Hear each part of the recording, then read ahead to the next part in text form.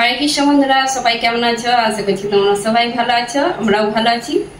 আজকে আবার একটা নাস্তার রেসিপি নিয়ে চলে এলাম। আর এখন বিকেল হয়ে গেছে, তো বিকেলবেলা মনে হয় যে কিছু নাস্তা করা যাক। তো এই বর্ষার মধ্যে অনেকে পকোড়া খায়, অনেকে সিঙ্গারা খায়, কচুরি খায়। তো ওইসব না খেয়ে আটা দিয়ে একটা হেলদি নাস্তা কিভাবে বানানো যায় সেইটাই বানিয়ে তোমাদের সঙ্গে শেয়ার করব। আর বাচ্চাদের তো খুবই পছন্দ, বড়রাও খুব পছন্দ করবে। তো কিভাবে বানাতে হয় সেইটাই আমি তোমাদের সঙ্গে শেয়ার করব। এক বাটি আটা দিয়ে আর এত সুন্দর নাস্তা হয়, সেইটা তোমরা না দেখলে ভাবতেও পারবে না। তো আমি সেইটাই তোমাদের সঙ্গে শেয়ার করবো। তো বন্ধুরা, দেখতে থাকুন ভিডিওটা, আশা করছি তোমাদের খুবই ভালো লাগবে।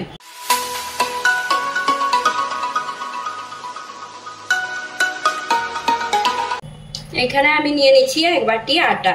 তো আটা দিয়েই বানাবো আজকে, ময়দা আর কিছু লাগবে না। তো আটা নিয়ে নিলাম এক বাটি, আর নিয়ে নেব লবণ, আন্দাজ মতন লবণটা নিয়ে নিলাম। এখন দিয়ে দেবো সাদা তেল, একটু অল্প করেই দিলাম, বেশি না লাগবে নি। তো ভালো করে এটা যেরকম আটা মাখানো হয় সেরকম আটা মাখিয়ে নিতে হবে, রুটির আটা যেরকম মাখাতে হয়।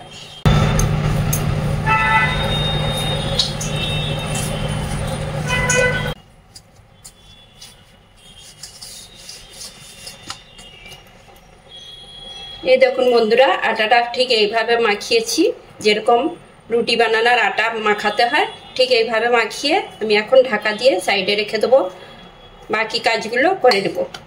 তো আমি এখানে একটা কাচের বাটি নিয়ে নিচ্ছি। তো আমি এর মধ্যে যা যা লাগবে সব কিছু দিয়ে দেবো। এখানে আছে বাঁধাকপি কুচি, ক্যাপসিকাম আর একটা আলু, সব কিছু গ্রেট করে নিয়েছি, আর গাজর নিয়েছি অল্প। তো তোমরা যে কোনো সবজি দিতে পারো, তো আমি এইগুলোই দিলাম। তো দিয়ে সব কিছু একসঙ্গে মিশিয়ে নেব। এর মধ্যে লবণ দিয়ে দিলাম, 1 চামচের মতন লবণ দিয়ে এটাকে ভালো করে মাখিয়ে 5 মিনিট রেখে দেবো। তো এই দেখুন বন্ধুরা, আমি এটা 5 মিনিটের মতন সাইডে রেখে দিয়েছিলাম, আর একদম নরম হয়ে গেছে। এটাকে আমি এখন ভালো করে নিচুড়ে নিয়ে নেব। শুধু এটা কিছু দেওয়া হয়নি, শুধু লবণ দেওয়া হয়েছিল। তো আমি এটাকে ভালো করে হাতে যত জাঁক দিয়ে চেপে চেপে জলটা বের করবে, ভালো করে জাঁক দিয়ে দিয়ে জলটাকে চেপে চেপে জলটাকে পুরো বের করিয়ে দিতে হবে। এই যে এরকম করে।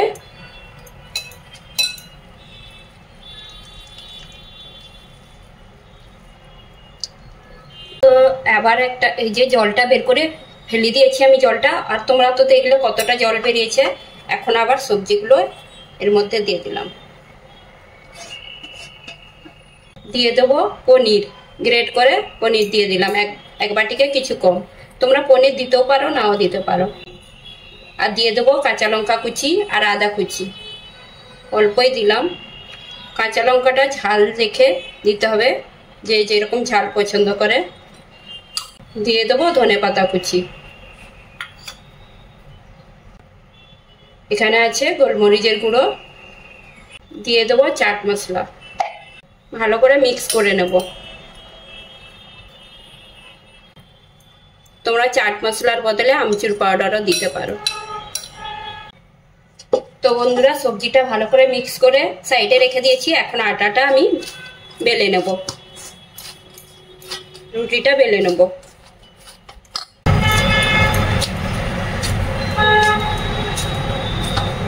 এখানে আমি 4টে লেচি বানিয়েছি।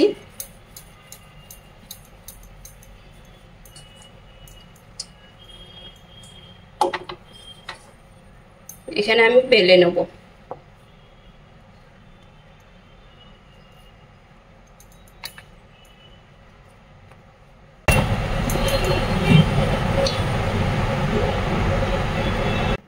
এই দেখুন বন্ধুরা, আর এরকম করে একটু লম্বা টাইপের রুটিটা বেলে নিয়েছি। এখন দিয়ে দেবো এর মধ্যে টমেটো কেচাপ। তোমরা এটাতে চাটনি, ধনেপাতার চাটনিও দিতে পারো, পুদিনা চাটনি, ধনেপাতার চাটনি। তো আমি টমেটো সস দিলাম। এর মধ্যে এখন দিয়ে দেবো সবজিগুলো, মিশিয়ে রেখেছিলাম সবজি, এইগুলো দিয়ে দিলাম। এই দেখুন বন্ধুরা, সবজিগুলো ভালো করে আমি বিছিয়ে দিয়েছি। এখন এইটাকে রোল বানিয়ে নেব। একটু টাইট করেই বানাতে হবে রোলটা, একদম ঢিলা করলে হবে না।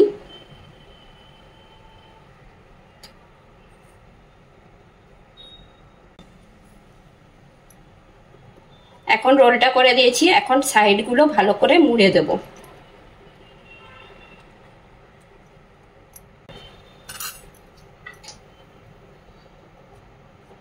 এই যে এখানে একটা রোল বানিয়ে নিয়েছি, সবগুলো ঠিক এইভাবে রোল বানিয়ে নেব আমি।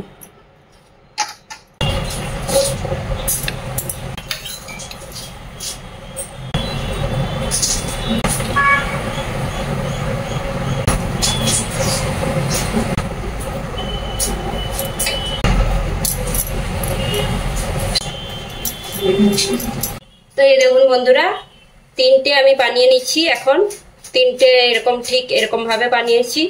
আর তিনটে বলতে একটা একটু ছোট হয়ে গেছে, এটার ভিতরে একটু মশলাটা কম পড়ে গেছে, কম দিয়েছি, আর এইটা বেশি হয়ে গেছে। আর তিনটে এখন বসিয়ে দেবো আমি গ্যাসের মধ্যে। জল বসিয়ে রেখেছি। আর এটা খুব তাড়াতাড়ি এই যে হয়ে গেল রোলটা। আর এই সাইডগুলো এরকম ঠিক বন্ধ করে দিয়েছি। আমি এইটার মধ্যে একটু সাদা তেল বুলিয়ে দেব। এই যে এটার মধ্যে একটু তেল বুলিয়ে দিলাম যাতে জড়িয়ে না যায়।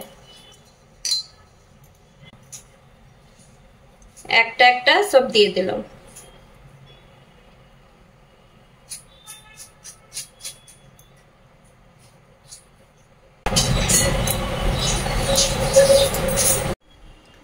এই যে জল বসিয়ে রেখেছিলাম ডেকচিতে, আর এর মধ্যে আমি এই যে বসিয়ে দিলাম আর ঢাকা দিয়ে রাখবো। 10 মিনিটের মতন ঢাকা দিয়ে রাখছি, চেক করে দেখবো তারপর। তো বন্ধুরা, আমি নাস্তাটা এখন স্টিম করতে রেখেছি 10 মিনিটের মতন। তো আমি এখন একটা ব্যাটার বানিয়ে নেব। এখানে একটা জায়গাতে ময়দা নিয়ে নিলাম 2 চামচের মতন, অল্প লবণ দিলাম, একটু গোলমরিচের গুঁড়ো, আর দিয়ে দেবো চিলি ফ্লেক্স, আর দিয়ে দেবো সাদা তিল 2 চামচের মতন দিয়ে দিলাম, আর দিয়ে দেবো ধনে পাতা কুচি।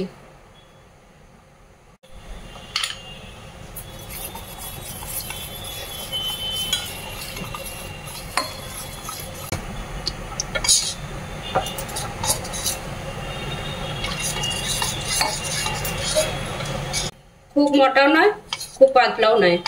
তো এখন এটা সাইডে রেখে দেবো। তো এখন আমি চেক করে দেখছি 10 মিনিট পর।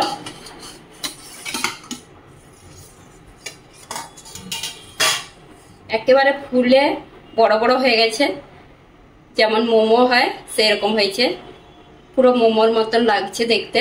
তো আমি এখন এটাকে তুলে নেব।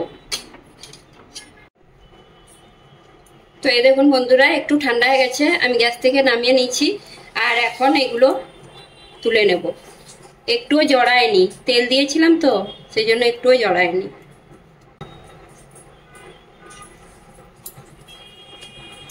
এইগুলোকে তোমরা ছোট ছোট পিস পিস করে মোমোর মতনও খেতে পারো সস দিয়ে। আর আমি এটাকে আজকে একটু অন্য ধরনের, মানে অন্যরকম কাটিং করে তোমাদেরকে দেখাচ্ছি।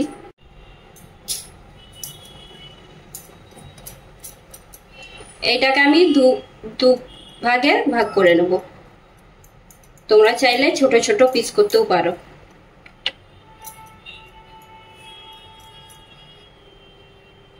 বাঁধাকপিগুলো একটু বেরিয়ে এসছে, কেন কি লম্বা লম্বা বাঁধাকপিগুলো কাটা আছে তো সেই জন্য। এই যে এরকম ভিতরটা ঠিক এরকম লাগছে।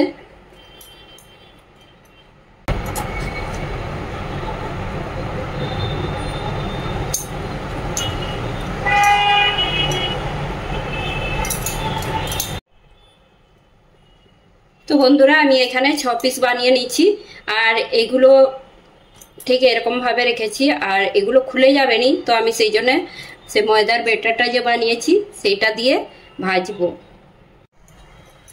তো এই দেখুন বন্ধুরা আমি গ্যাসে তেল গরম করতে দিয়ে দিয়েছি কড়াইতে, আর এই যে ব্যাটারটা গুলে রেখেছিলাম এখন এইটাই ডুবি ডুবি ভাজবো। ভালো করে আরেকবার গুলে নিচ্ছি।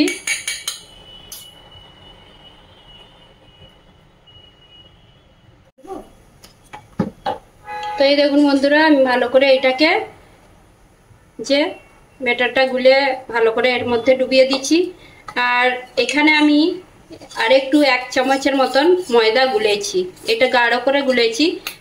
আর এইটা হচ্ছে যে যদি খুলে যায় সেই জন্য আমি হচ্ছে যে এর মধ্যে আবার দিয়ে দেবো এই যে সাইড থেকে একটু এরকম ভাবে দিয়ে দিলাম। তো দিয়ে এখন তেলে ভেজে নেব।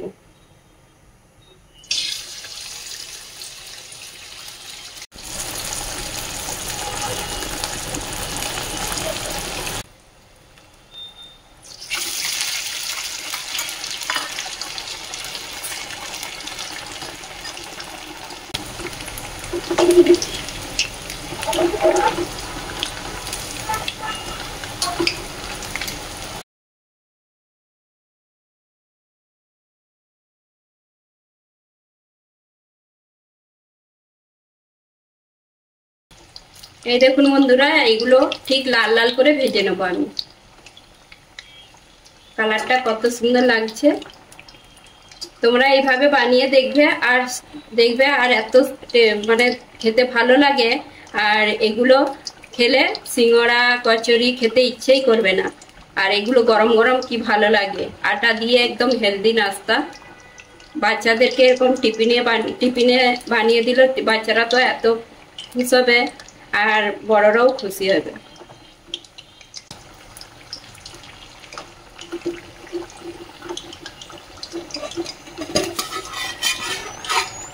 এই যে এরকম ঠিক ভাজা হয়েছে, কি সুন্দর লাগছে দেখতে।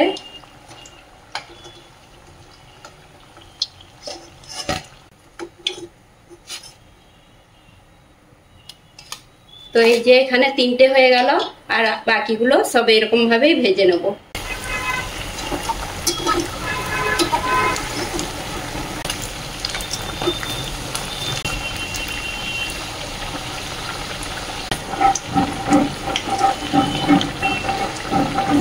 তো এই দেখুন বন্ধুরা নাস্তাগুলো রেডি হয়ে গেল, আর কি সুন্দর লাগছে দেখতে, আর মুচমুচে একদম খাস্তা। আর এরকম গরম গরম সবাইকে খেতে দিলে সবাই পছন্দ করবে। তো আমি গরম গরম গোপীনাথকে ভোগ নিবেদন করব আগে, আর তোমরা এইভাবে বানিয়ে দেখবে।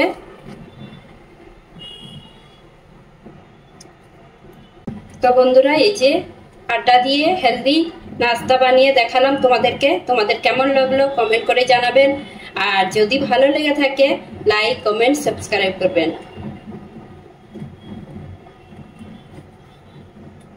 তো আমি এইখানে টিস্যু দিয়ে দিয়েছি, তেল এক্সট্রা তেল সব টিস্যুতে মানে শুকিয়ে যাবে, আর বাকি তেল থাকবে নিয়ারের মধ্যে।